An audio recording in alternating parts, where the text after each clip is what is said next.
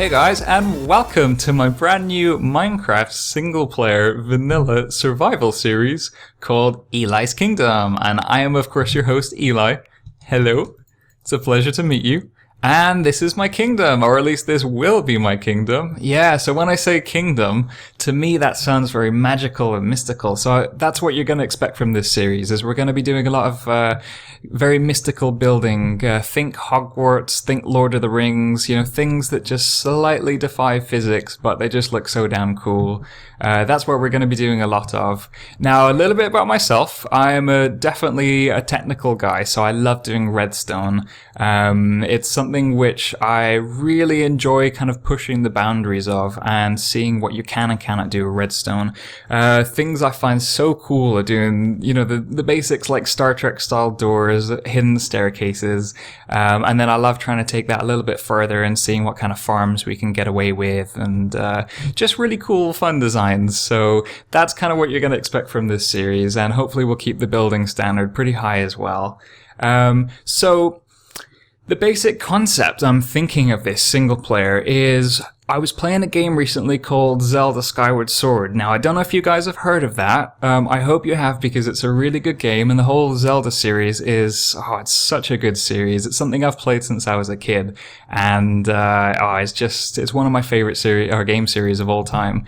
Anyway, Skyward Sword, the main sort of land in Skyward Sword is set in this floating island in the sky.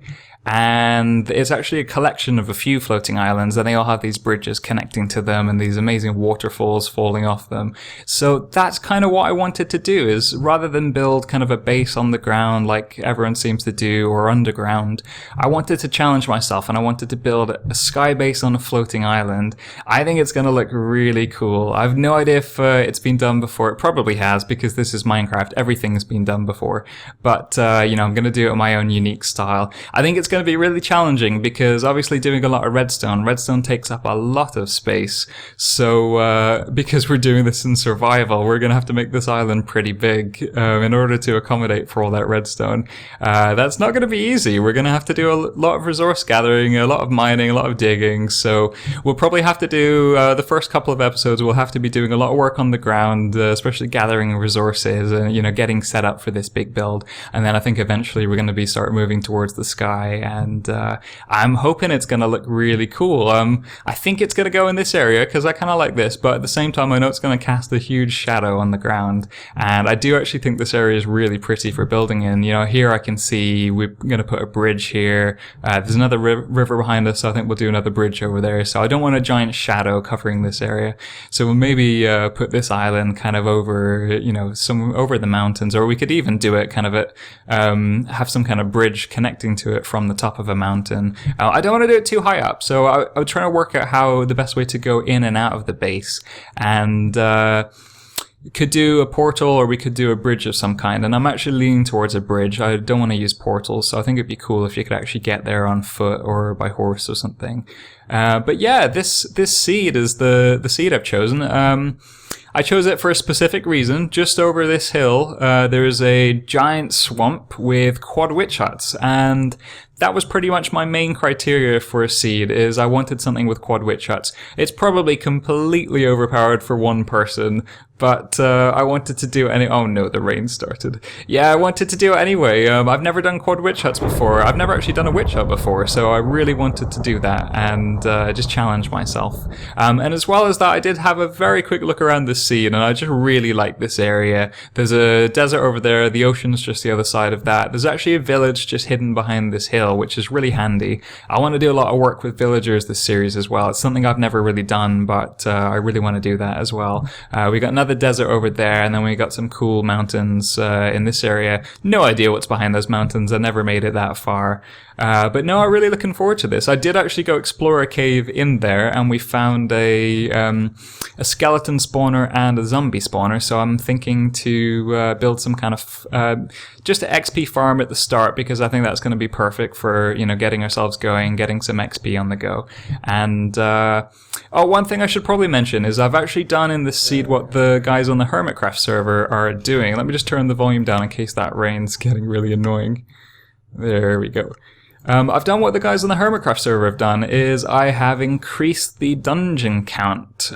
So I don't know if this can be considered cheating or if it's not really true vanilla, but in my opinion, when you play Minecraft, I've always struggled to find spawners, and it kind of really annoys me because they are a really good find. So I just increased that a little bit, and I've already seen one or two popping around, which is really nice. So we do have a dual spawner in there. I think we could probably hold out for something even better than a dual spawner before doing a full-on XP farm. But I think in today's episode, I'm going to go and do a little bit of work on that because I'm badly needing XP so I can make good use of my enchanting station. And yeah, of course, you can see I've got a few things set up already. I didn't bother recording the start of the map because nobody wants to see you gather your first block of iron and so on. So I just went ahead and got everything set up and got the basics, my animals, a few horses, and got my farm set up. And then I did a little bit of mining. So there's a mine shaft going down there just to gather a few resources, get a couple diamonds, and then today we're ready to do a little bit of enchanting, and then I want to get started on an XP farm. So yeah, I'm really looking forward to this. I think this idea of doing a floating island could potentially look amazing. It's going to be a lot of work, but I'm kind of excited for it. So I hope you guys are enjoying it as well. And of course, if you're going to be watching the whole series, then please feel free to leave comments. Let me know what you think. I'd love some feedback on what I'm doing. So yeah, I'm looking forward to it, and I hope you guys are as well. And let's go ahead and get started. So I thought we would just get a little bit of enchanting done first, because that's been on my bucket list of things to do for ages. So I got 34 levels, so I can probably get away with 2. Let's see what we can get it with. I really hope we get something good. Efficiency 4 is not bad. I do actually have a Silk Touch book, which I found from a chest in a dungeon. So, ooh, that's right. Okay, I'm not putting Silk Touch on that. That was really lucky. First enchant of the server, we get Fortune 3. Could have done with Unbreaking, but I'm not going to take my chances. So let's try this one again. What do we get? That's not bad. So I think I'll probably... Feels a little bit of a waste putting Silk Touch on an iron pickaxe. Do I bother with that? Probably not. I think I'm just going to burn through this one for a while. I think once we get the XP farm sorted, then it's not going to matter too much about burning through pickaxes, because we should be able to just do plenty of enchanting. I will obviously need more diamonds, but that's not bad at all. I think that's pretty good. Yeah, I'm certainly going to go put this to use now and go do a little bit of mining, a little bit of resource gathering, and rake in the benefits of Fortune 3. Not bad.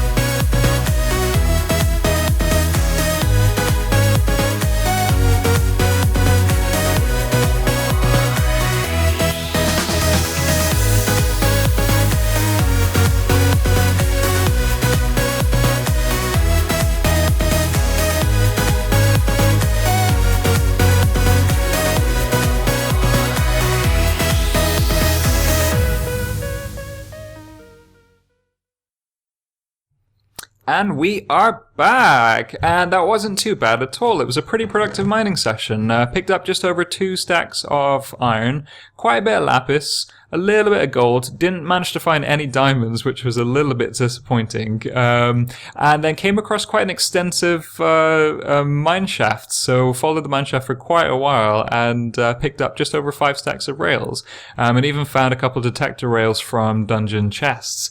And oh boy, there was quite a lot of dungeons. Yeah, I think I came across maybe 20 or so, and as you can see, my armor took a pretty bad beating from all that, so it was pretty tough, especially those skeleton spawners. When you get 3 or more skeletons, they're just so difficult to approach and take out because they just keep on knocking you back. I did actually have my first death. It wasn't from a spawner, it was from a creeper that snuck up on me. I'm pretty sure I had full hearts as well, and I had all my armor on, so the creeper managed to kill me with all that. I guess they do a lot more damage in Minecraft 1.9, so gonna have to get some new armor repaired. I did pop into the nether, and I went to get some resources, went to get some glowstone and some quartz, because we are going to need those resources for today's project. And that is going to be working on the double spawner XP farm. So this is just going to be a temporary XP farm to start with, because I'm pretty sure we can do better. It's just, we're not going to get that much XP from these things, but it's enough to get us started, enough to get some levels so we can do some enchanting. So I'm going to go gather some resources and then get started on that. So here we are at our double spawner. I've just taken out the wall that was between the two, and it's actually looking pretty sweet. I just counted the number of blocks, and if we're going to do a 9x9 area, then it's actually this line here, which is where our wall's going to go. And that divides the two perfectly, so we should have two 9x9. We're probably not going to be able to put any lights in this wall, because there may not be enough room for the redstone. I don't know if that's going to affect the spawn rates. If we want to turn the zombie spawner off, then we'll have to see how that goes, but it should be fine, I think. So yeah, I'm going to go ahead and take out this area and expand this to 9x9, and then figure out how I'm going to design this thing. I think I'm going to keep the two channeled separately, so we'll have a slot for our skeletons and a slot for our zombies. And that way we can have wolves attacking the skeletons. So this one can be an automatic AFK farm, and this one will have to be a manual AFK farm. But yeah, it's still pretty cool. I'm gonna go ahead and start clearing this and catch up with you guys in a bit. Quick progress update. That is half of the room completely dug, and I've installed the redstone lamps that should provide the lighting for when we want this thing turned off, and it seems to be working, although I do have a big opening for outside there which I need to patch up. But yeah, just in case you're wondering, these are redstone lamps. It's just the different texture pack I use for them. I personally feel like the default texture for redstone lamps is really ugly, and these ones I find them so pretty. I can't remember the name of the texture pack. I'll link it down in the description, but I highly recommend giving these a try, because they are just really nice. That's what they look like turned off. And better quickly put that on before we get attacked by zombies. Another progress update, that is the second half of the room completely dug out. All the lights are now installed. They do seem to work. However, I've noticed that because there's no lights along this wall, we do seem to get a couple mobs spawning on the inside. So I may have to do some, tweaks to this design. I may have to somehow figure out how I can get some lamps in here to stop the mobs from spawning. I think I know how to do it, but I don't know if it's going to work with the water streams in, so we'll have to wait and see. But no, this is looking good. So all we have left to do is dig a channel for these mobs to go in, and then design the room where we're basically going to AFK, and we'll have all the mobs coming in. Time for another progress update. So both pits are completely dug. I've put in the channels for where these zombies and skeletons are going to be pushed by the water. They're going to fall into these pits, and then they're going to go in this direction. I've dug a huge hole here for the viewing platform, so this is pretty sweet. We should be able to look in, and I've gone and used the black stained glass. I don't think that's going to stop any light from going in. In my mind, because it's black, it should make it darker, but I'm not sure the game mechanics work like that. Have to do a test to see. But what I did to stop the need for the light, really, is I've done half slabs in here on the lower side of the slab, so we shouldn't get any mob spawning in here, which means we can potentially get away with not really having much lighting at all. I'm just experimenting here. I put a torch underneath there, so I thought we could do some fancy lighting effects, keep it really dark and eerie looking, and hopefully it should look pretty cool when it's done. So I'm just trying to decide how best to design this system to make it look really cool. So what I'm thinking of doing is have these mobs fall down. They're going to get channeled underneath this floorway, and then they're going to get passed up. I think it's about 23 or 24 blocks moved along, and then they're going to get dropped down into this area. Now, because we have our wall right in the center, I think I'll have one on either side, so that way you can just one-shot them with your sword and take them all out at once. And then we have our door here on the side, so I'm not too sure how this is going to work with lighting. I may need to come up with some... I'll probably have to do a piston door or something so that we can have full blocks in place to stop any light from coming in, and that should prevent any loss of efficiency with the mob spawners. Progress update, and the mob drop area is complete. It's looking pretty sweet as well, although I do admit that it needs a little bit of color. It's looking very grey at the moment, so definitely need to put more color in this area. But I've done some really cool underfloor lighting. No idea if this is going to be too bright or not for the mob spawners, but I think it looks pretty sweet. And yeah, I've done the water channels as well, so this is where the mobs are going to be channeling up. I think we've got zombies on this side, we've got skeletons on this side, and we can see them from both sides as well. Not too sure if they're going to work with the iron bars because it's not a full block, but we'll find out soon enough, I think. And then we also have these two alcoves on either side, which I haven't decided what I'm going to do with them yet. I think on this side we're going to have a control panel to turn on and off the lights, and then on this side we will probably do the storage because we're going to need quite a bit of storage for the item drops. Both our mob elevator and our mob drop have been completely dug, so just finishing off the water stream for these guys. I want to take it up to y equals 101. It's actually a little bit less than 23 blocks, but in my experience the zombies seem to spawn with some kind of randomized health. I don't know if this is a new feature or not, but when you drop them 23 blocks, sometimes some of them die, and then other times they have way more than half a heart. So I don't really know. I'm not too sure. I think we want one more block there. Just need to take these guys over. And where are we going?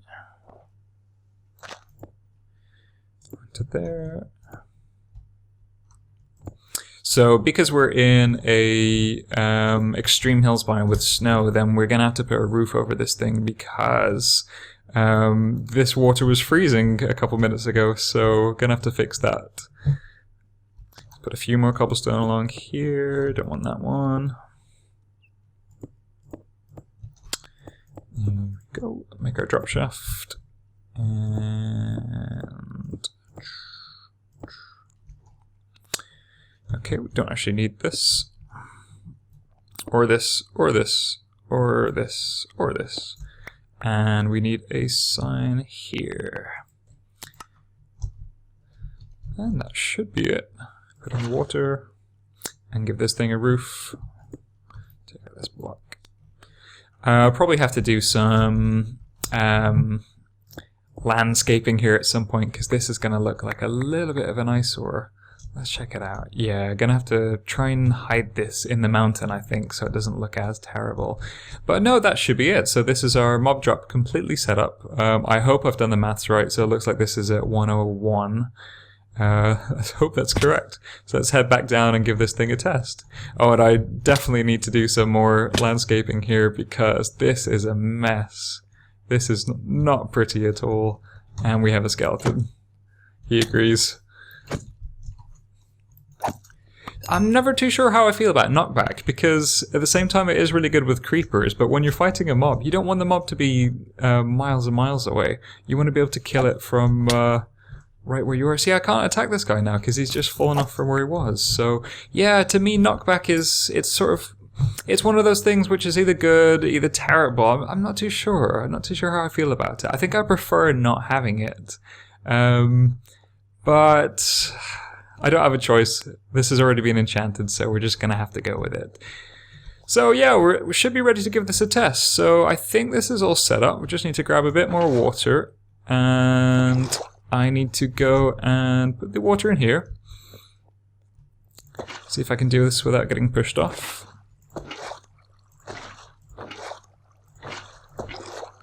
And hopefully this is all set up. Oh, hello, little guy. Don't know where you came from. Come on. These baby zombies are so difficult to attack in this latest Minecraft. they just seem to move. Oh, I forgot to get a bucket. They seem to move before you get a chance to hit them, and then because of the new the way that the sword is now implemented, you can't spam click. It just makes them so much more difficult. All right. Really wish I had Depth Strider. Okay, I think we are good to test this. So if I just power this down. Yep, we got zombies coming in, so we should start seeing them come up this shaft. By the way, I've changed the iron bars to glass. I actually used a light grey stained glass because I did a little bit of research and I realized the iron bars wasn't going to work. So here we go. Yeah, with the iron bars, as I thought, because the hitbox is much smaller, then the zombies are going to get stuck on these slabs. So I've switched this out on both sides just to prevent that from happening. So fingers crossed this works. I think I took them up, I think it was 21 blocks, or maybe 22 if you include the... I can never do the maths right for this, but I think it's maybe 22. So yeah, that seems to work. Let's check to see how many hits this guy takes. 3. That's not too bad. I think with the sword that's just going to be a one-hit kill, and we're going to be using swords anyway because we want to do the swipe action. So I think that seems to be working. Yeah, I'm happy with this. Gonna run a few more tests just to double check, and yeah, it's looking great. Testing is complete, and as you can see, everything seems to be working great. We have a really good stream of zombies going up, and this is just probably about 5 minutes of AFKing, so interestingly, these guys can't hurt me. I can stand as close and they just kind of push me back. And get a nice little zombie massage going on.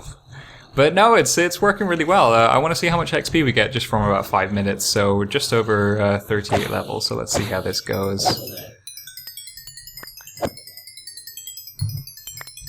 Lovely XP. That's not too bad at all. I mean, it's not going to win any awards for being the world's best XP farm, but it's not bad for a starting XP farm. That's about 1 level for 5 minutes. So certainly once when we get the skeleton drop going on, then we're going to get more XP from that. And hopefully this system will be a really cool starting point. We should be able to get the enchants we need to get going. I did actually have a problem with the baby zombies. They did start backing up the system. They caused a little clog. So what I did to fix that was I just implemented a lava pit down here. And what happens is the adult zombies, they come along. As they hit this block, as you'll see, they get sucked up by the water block just there. It looks so funny to watch. And then the baby zombies, because they're too small to hit that water, maybe we'll get one if we're lucky, probably not. The baby zombies get pushed into this lava and then they just burn. So I don't know if there's a way to actually somehow collect the baby zombies and, you know, put them separately. I'll have to look into that because it would be good XP. You know, it seems silly to waste that XP. But yeah, I'll have to look into that for a later episode. But unfortunately, that's all we have time for today. So thanks very much for watching, guys. If you've enjoyed this video, please leave a like. If you've really enjoyed it, please feel free to subscribe. It really does help up my channel. I think plans for next episode, we're going to finish the skeleton spawner. And I do have a really cool idea with something I want to do behind this wall. But I think I'll save that for next time before I talk about it. So once again, thank you very much. And you guys enjoy.